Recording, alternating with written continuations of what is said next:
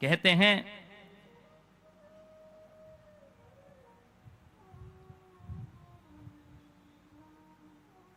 सूर्यवंश समुत्पन्नो यो अम्बरीशो नृपो भवत् तत परीक्षाम अकार्षीत सताम शृणु तुम मुनीश्वरः।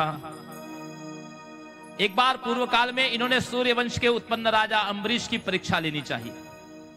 महाराज अम्बरीश ने 24 एकादशी व्रत का अनुष्ठान प्रतिज्ञा लिया था, संकल्प लिया था। 24वीं एकादशी का पारणा कार्य करने के लिए जब इनको दुर्वासा मुनि का दर्शन हुआ तो उनको निमंत्रण दिया। नियमानुसार द्वादशी को ही पारणा होना चाहिए।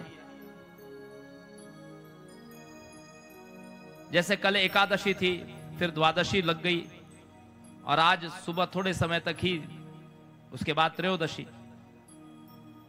ऐसी स्थिति में द्वादशी में पारणा कार्य बताया गया है। लेकिन पारणा कार्य किसके लिए बोला गया? मुझे कई बार फोन आते हैं लोगों के, लोग पूछते हैं कि एकादशी है, द्वादशी कितने बजे लग रही है, पारणा कब करना है? तो मैं उनसे पहले पूछता हूं, ये बताओ आपने आज क्या क्या खाया है?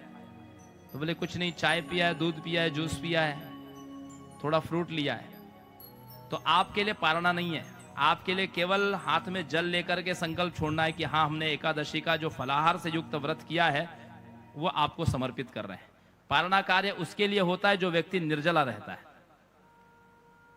जो व्यक्ति फलाहार कर रहा है, 4 बार चाय पी रहा है, जूस पी रहा है, दूध पी रहा है, उसके लिए पारणा का विधान नहीं है। जिसने जल की एक बूंद भी ग्रहण नहीं की है, पारणा शब्द उसके लिए प्रयुक्त हुआ है।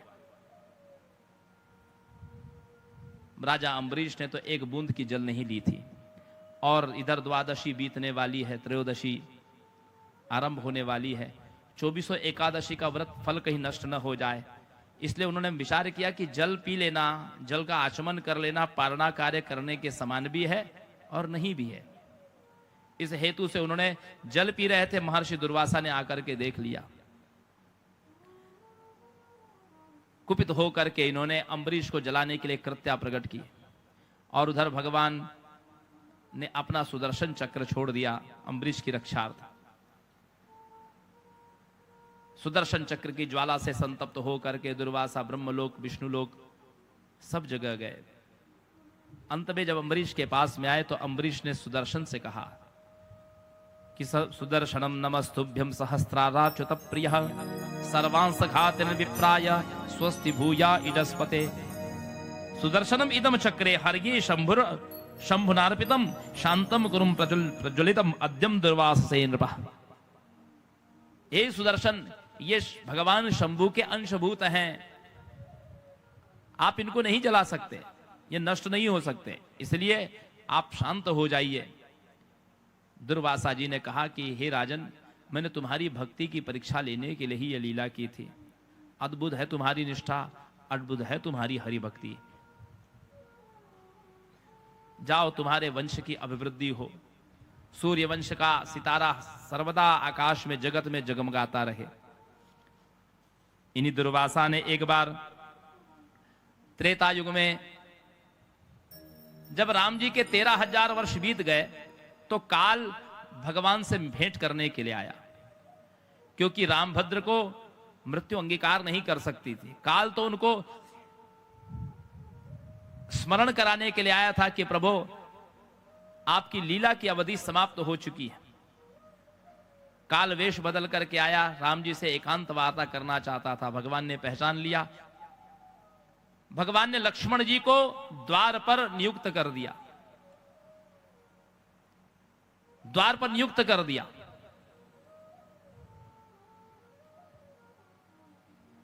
कि जब तक मैं इनसे बात करूं तब तक कोई भीतर ना आए। और दुर्वासा उसी समय पहुंच गए। लक्ष्मण जी रोकते भी रहे कि नहीं, महाराज की आज्ञा है कि कोई भीतर, जब तक वो एकांत वार्ता कर रहे हैं तब तक कोई भीतर न जाए। लेकिन दुर्वासा जी ने लक्ष्मण की एक न सुनी।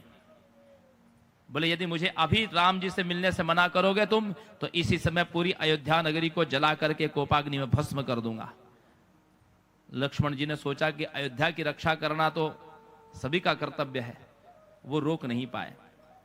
और दुर्वासा जी भीतर चले गए, जिससे रामचंद्र जी कुपित नहीं हुए। भगवान राम ने विचार किया, ये काल उन महाकाल का ही अंश है और दुर्वासा भी उन महाकाल के ही अंश है, महादेव के ही स्वरूप है। इनसे जगत का कौन सा व्यवहार छुपा हो सकता है? क्या मेरी लीलाएं, क्या मेरा स्वरूप, क्या मेरे आने की अवधि, क्या मेरे जाने की अवधि, इन महात्मा दुर्वासा से कुछ भी छिपा नहीं, इनसे पर्दा कैसा? इसलिए राम जी को दुर्वासा जी पर क्रोध नहीं आया। दुर्वासा जी को प्रणाम किया उन्होंने, लेकिन दुर्वासा जी के प्रवेश करते ही काल जो था वो अंतर्हित हो गया। राम जी को वो पूरा संदेश नहीं सुना सका, इसलिए काल को आया हुआ जान करके राम जी ने स्वयं ही भगवान ने सरयू में जल समाधि ले ली। लेकिन उसके पूर्व उन्होंने लक्ष्मण जी का परित्याग कर दिया।